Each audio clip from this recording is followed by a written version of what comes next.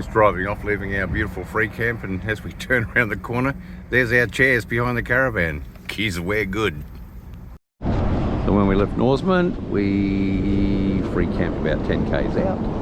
Then we went, so the journey here is you go past Fraser Range.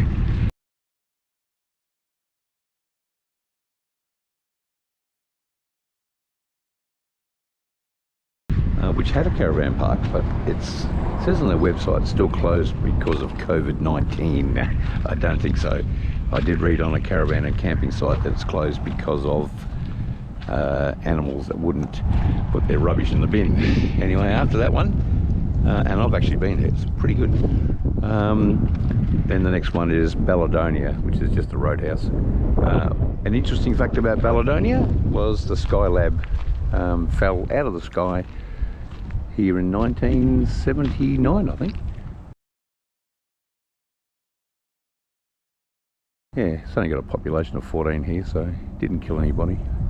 So yeah, so onwards to the next trek, another couple of 100 k's. This is the Royal Flying Doctor Emergency Airstrip.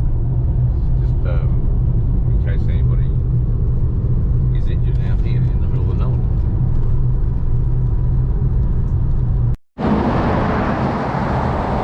This is the 90-mile straight, which says Australia's longest straight road, 146.6 kilometres. It's actually 91.1 miles, to be perfectly honest, and it stretches between Balladonia and something. I've got the name of it, but yeah, it's a long, boring trip, this one. So here it is, 90 miles straight.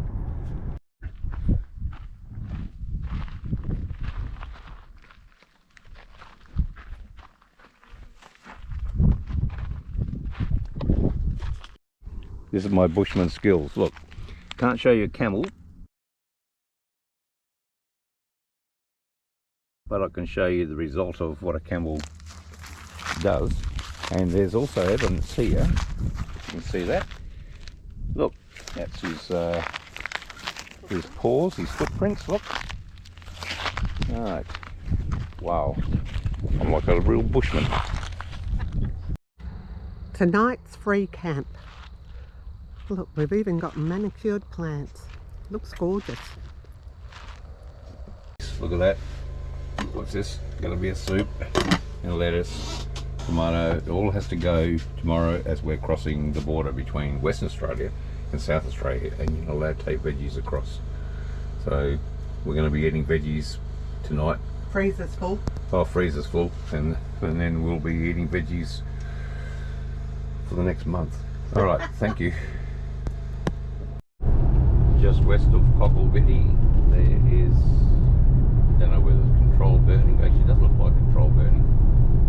There's a fire happening up here. There's 3 fire trucks. I wouldn't imagine it would be controlled burning because there's too much stuff here. So I'd say, yes. Oh no, it is. They're actually burning it. Wow, there'll be a lot to burn. Oh yeah, sign the other way saying control burning.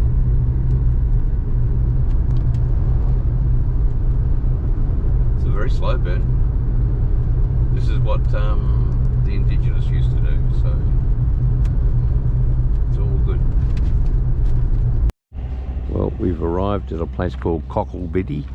Nothing unusual here. It's only a fuel station. Only unusual thing here is it's got a funny name.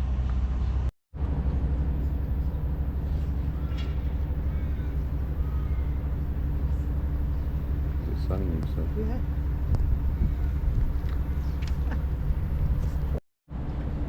Here we go as humans again. Wedge-tailed eagles are common in open country until as recently as 1960. Australia's largest eagles condemned and ruthlessly persecuted as a threat to lambs and sheep. Seeing the birds picking up carcasses led graziers to assume that they're responsible for killing the stock. Research established that wedge-tailed eagles hardly ever attack lambs, let alone fully grown sheep. Geez, we're good, aren't we, as humans? Kill everything. Oh.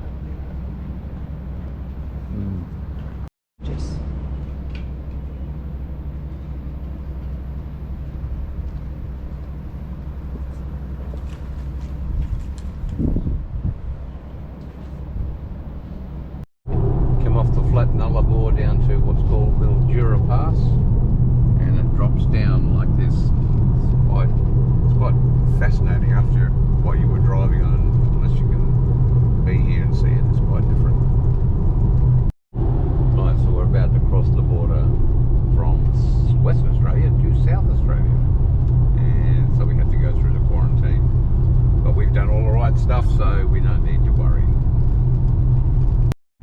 So there's the quarantine station back there. Now I've been through here about, I don't know, 10-12 times. Memory's getting a bit slack. So just before I tell you what stupid thing we did, here's a True Blue Rui. So Border Village, South Australia. So we're now officially in South Australia. So yeah, yesterday my Susan cooked up all the vegetables and made soups, and we just ate a pile of what we eat, cucumber. We just eaten about 4 kilos of cucumber because we didn't want to waste it. And then we find out when we get here, we don't have to throw it out till we get to where we're not even going today. So we've just wasted food for nothing. God, it's the other way that you have to get rid of the food, not this way. Anyway, we're gonna go fuel up and move on.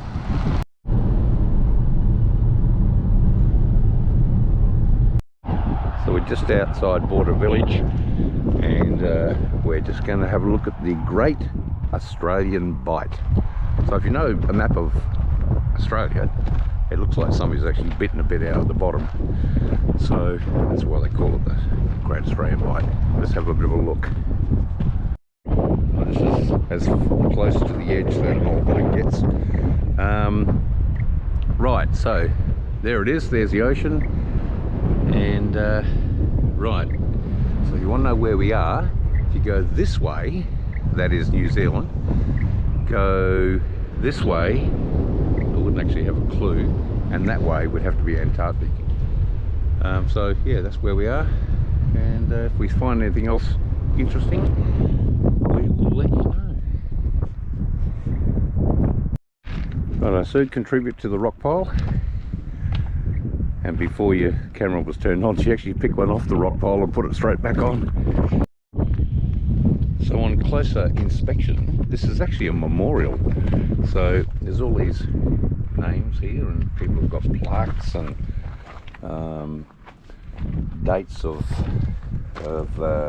rest in peace everywhere, and all this sort of stuff. Quite impressive.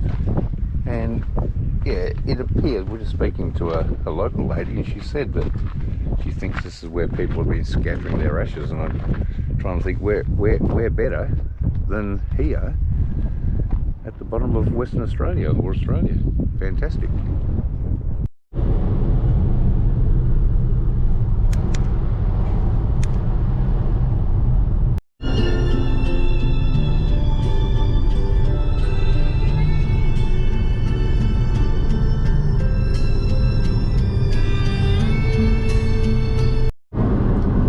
Treeless plain.